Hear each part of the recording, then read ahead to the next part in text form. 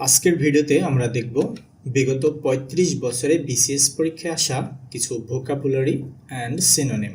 ওকে, তাহলে শুরু করা যাক। ইকুইভোকাল, অস্পষ্ট, অস্পষ্ট, ইকুইভোকাল।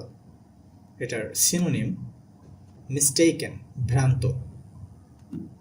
৩৭তম বিসিএস। ব্লেটেড, ধীর গতিসম্পন্ন, ধীর গতিসম্পন্ন, ব্লেটেড।